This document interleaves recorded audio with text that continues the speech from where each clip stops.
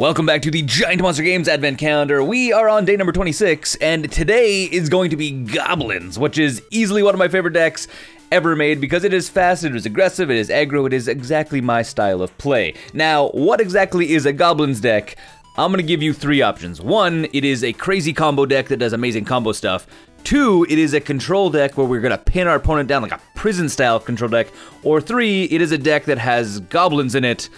If you guess number three, it's because tribal decks of the type are always that type, so goblins are going to be playing goblins.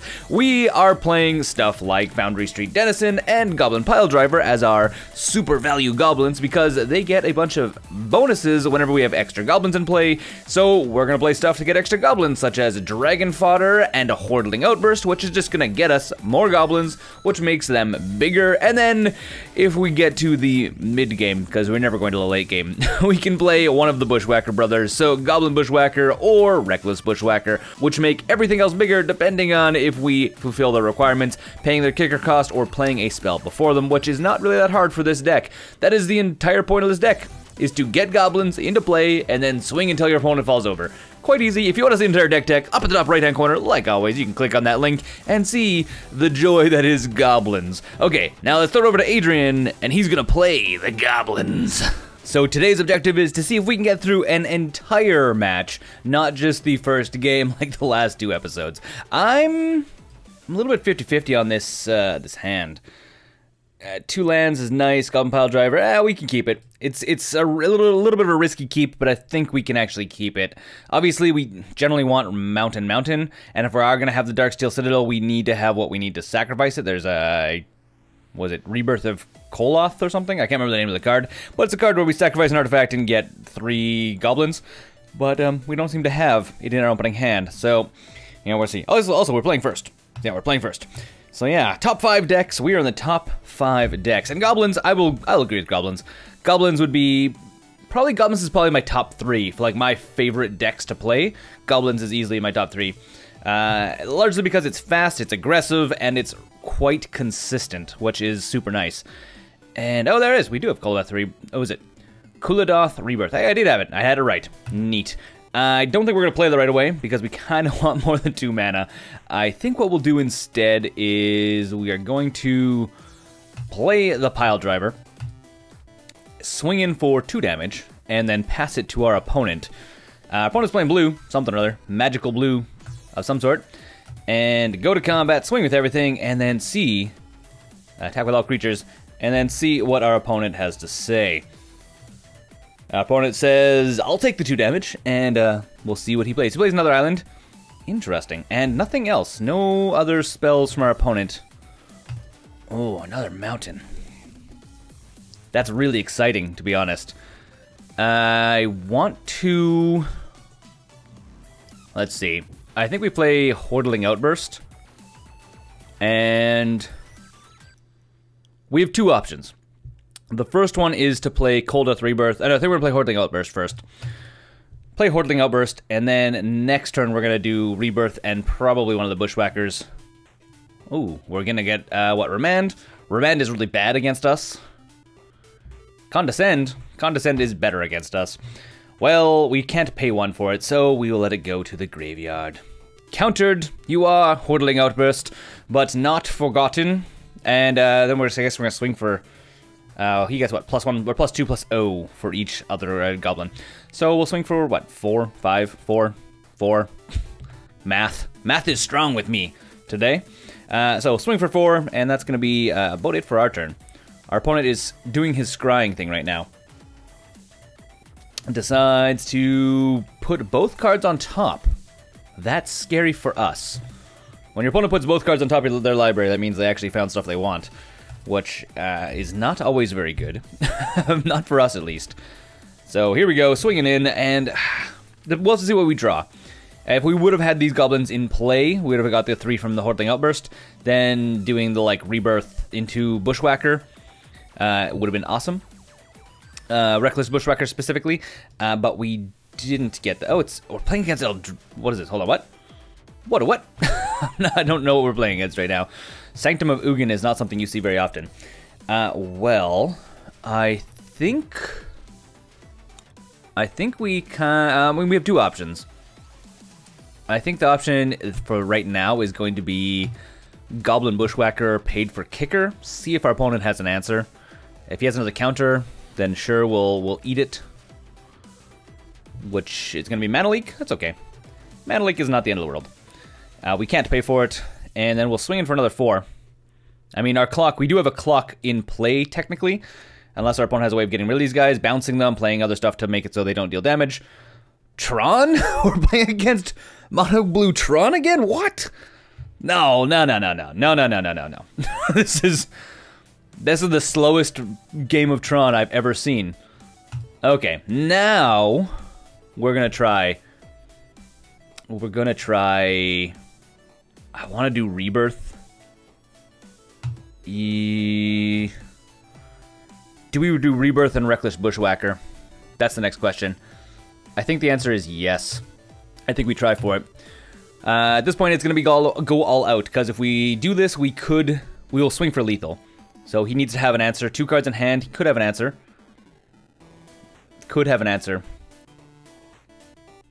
The answer is no, he doesn't have an answer. Okay. That's a thing that happens. That's a very big thing that happens. I should just put this to always yield. And then we are going to play Reckless Bushwhacker. And casting it for a Surge cost because we played a spell before it. Surge is literally, is the mechanic for Surge, is if you cast another spell this turn, you can pay something for Surge. Which is cool. And he's going to repeal this guy. Which, that's not the end of the world for us. I think that's still lethal. If he repeals this guy as well. Repealing the token is... Oh, he has protection from blue. Okay. That's not bad for us at all either. Repeal this does allow him to draw cards, though, so he is technically drawing into more answers. Mind you, I think we might still have lethal on board. Yeah, we still do, because we has, what, 2, 4, 6, 8, 9, 10, 11, 12, 13, 14? Yeah. 15? 16? Yeah. We still had lethal on board. Going to sideboard. Mono Blue Tron. Who would have guessed? That blew my mind. That was the last thing I was expecting. So, we need a way of dealing with Tron. How do we deal with Tron? So, Smash to Smithereens is good against Tron. Especially Mono Blue Tron. Enters the battlefield, target opponent, return a creature to its own hand. I don't think that's going to be good against Tron. Fork Bolt, not good against Tron either, other than it gives us a little bit more of a directed damage output. I'm thinking really the way we want to go is probably just pull out our shocks. Can we pull out all 4 of them? No, we have only... Put in 3 smashes. Oh, I have the signal fest. So throw these guys back in. And I think that's what it is. Take out Shock. I mean, Shock sucks. Well, I say Shock sucks. Shock is not a good card, by the way. I have Shock in here because this is a $40 deck we're playing, not like a more aggressive version, so you can like easily push this deck's, budget up to like $50, and then by throwing in 4 lightning bolts. So $40 to $50, extra $10 just for lightning bolts, which is 4 cards. I mean, that's why it's not in the deck. I'm not really super hot on this opening hand. Not super hot on it. We'll keep it. But I'm not super hot on it. It is decently aggressive, but it could be more aggressive. Our opponent is going first. Doesn't get Tron pieces the first turn. I guess he doesn't really want. He wants to do control into Tron. Goblin Grenade is really good, actually. That right there is hold on, cancel. Should probably play a mountain first. I don't play it out of my hand to like cast a spell. I actually have to have it in play. Magic is a game that I know how to play. I guarantee you I know how to play Magic. Goblin Grenade is going to be really good when he tries to repeal and other things. Thing in the Ice. Maybe Thing in the... I didn't realize he would have Thing in the Ice in the deck. That seems strange. Very strange. Well, I mean, next time we know we can throw in the other... What's it called? I don't remember the name of the card right now, but it's the one that like returns a creature to its owner's hand. It's a Goblin. I forgot what it's called right now. And I think what we do is we run out a mountain, run out a Signal Pest, and then I think we just run it to our opponent's turn. Run. I'm not going to attack with this guy. I mean, it's not really going to do anything for us. We need to be able to kill this thing if we're going to be blocked by it. And we always want to leave up, at this point, we want to try to leave up 1 red mana as often as possible, because we don't want anything to be bounced or killed or whatever like that. Ooh. Well, we could... What? I think we can go this way. See if our opponent has a counter spell. I'm assuming they do. Yep. Remand, even. Sweet bejesus. That's incredible. And this guy gets +1. So... I think... I want this guy to get +1 as well. So, like, right now, attacking in isn't going to do anything for us. So I think we're going to go like this. We're going to throw out another Foundry Seat Denizen. This guy's going to get +1, but it's not really going to do much for us. And then I think we just run it to our opponent. Yeah, throw it to our opponent. See what they have to say. I mean, attacking in, he's going to block and just block, because this guy doesn't get +1. It's other creatures you control. So, not the best. Not the best. Good in conjunction with the Bushwhacker brothers. Not really good on its own. So, that's a thing. Our turn. Ooh. Reckless Bushwhacker is very exciting. Is it exciting enough to play Dragon Fodder, have our opponent counter it, and then play it? The answer is yes. The answer, in short, is yes. Let's see, does our opponent actually have a counter? Pay with Cast with Surge. Does he have a counter spell in hand? He needs a counter spell in hand real badly. Like, our opponent has to counter Bushwhacker Brothers. And he has a Remand? Mana Leak? I think Mana Leak is probably a safer bet. Either that or the one where it's pay X mana and he gets to scry. Yeah, Condescend, that's the word I was looking for. Okay, Condescend it is. The thing is, we're going to swing in for a bunch of damage right now. We can't pay for it, so that's unfortunate. Unfortunate for us. We do have Goblin Grenade in hand, which is also really nice. Our opponent is scrying 2, and we're going to swing in for 8 damage right now. So that is the plan. The plan of attack is to attack with all creatures, which means he can't. If he blocks here, he loses his guy. This should be always yield as well. I love aggro decks. Aggro is fun, especially against Mono Blue Tron. Mono Blue Tron. What do you got? You're repealing. Oh, I guess he's trying to. Oh, he's trying to flip. He's gonna try and flip Thing in the Ice, and it looks like it's about to work. That's exciting. Exciting is the wrong word. It is saddening. Saddening is the word I'm looking for. Because it becomes a 7/7 creature. When this creature transforms, you get to turn all non-horror creatures back to its owner's hand. So there goes all of our stuff back to our hand. Which is sad for us. And he has a 7/8. We need a way of returning this to our opponent's hand. Otherwise, we're going to get beat down with the biggest stick on the block real quick here. Yeah, Thing in the Ice is a really fun card. I mean, I need to check the price of it. I know before when it was still in Standard, it was played quite a bit. And I have a hunch that the price may have come down where we could actually build a deck around it now. Mountain's actually a pretty good card for us right now. So, what do we do? I think we play Foundry Street Denizen. Followed by another Foundry Street Denizen. Followed by a Signal Pest. And then I think we run it to our opponent's turn. Do I? I think so. I think we do. And what we'll probably end up doing next turn is swinging in and then probably Goblin Grenading this guy away. Just because we can't deal with it. But next turn if we play Dragon Fodder, getting a bunch of +1 counters on these guys. Or not +1, like get +1 until end turn, +1/+0. And then swing in, he'll probably block one of them. And then we'll be able to Goblin Grenade into its face and killing it. Is going to be the plan, assuming he doesn't have counters, which is probably a thing that will happen. Mind you, he's tapped out. So what is this? 1, 2, 3, 4, 5. We need to leave up some kind of blocker. I think we're going to try for it. Oh, cancel that. Cancel that. We're going to go Dragon Fodder first. Dragon Fodder is the first one to go. Because if he does have a counterspell, it's going to be this guy right here. He's going to be like, okay, it's going to make these guys bigger, which is a problem. So, Mana Leak. Do we pay Mana Leak? This thing doesn't have trample. I could just pay for the mana leak, actually. The other option...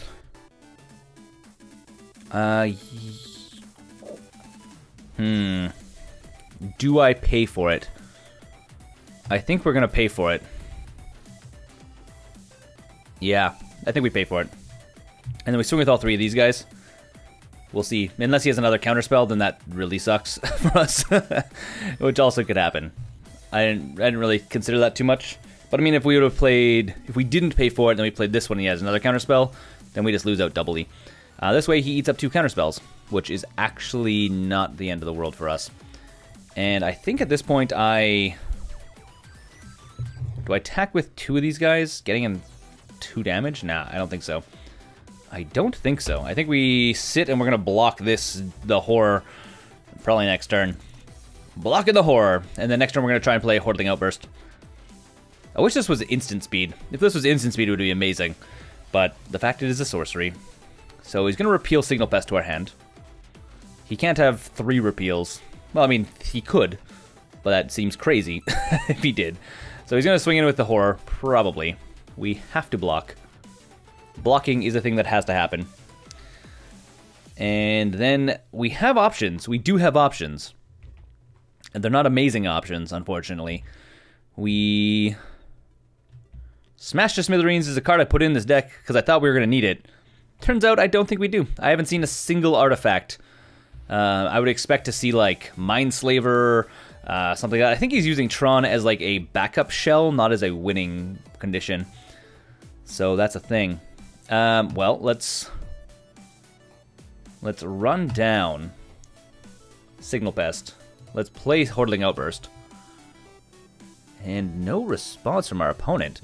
Interesting. Swing for 4, I guess. Might as well. At this point, might as well. And so opponent goes to 16. We have chump blockers for days. He is Sanctum of Ugin. Whenever you cast a colorless creature spell, convert a cost mana 7. You may search your library for a colorless creature card and put it into your hand. So probably stuff like Wormcoil Engine is what he'll be trying to dig up.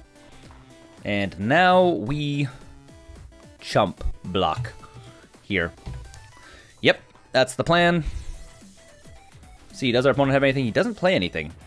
Goblin Piledriver is definitely going to be freaking awesome. So let's see if our opponent has a counterspell. If he doesn't, we have Goblin Piledriver, which can block for days. Nothing. Scary for our opponent. Because we can literally just block for days. So we attack with everything. Everything go. And what's that going to be? 3, 4, 5, 6, 7. 7 damage. We are getting scarily close to having Goblin Grenade dealing damage to our opponent. Because we just need to get to 5. And it's going to be amazing. Opponent is casting... Oh, there is Mindslaver. Ooh.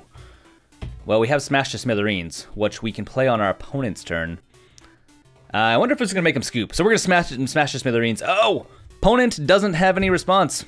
He scoops it up. Well, there we go. It is some weird version of Mono Blue Tron, where they are using Mindslaver to win the game. So Mindslaver, you gain control of target player. That's their primary win condition. Anyways, until next time, this has been Mono Blue Tron versus Goblins. And my name's Adrian. This is GiantMonsterGames. Don't forget to game like a giant monster.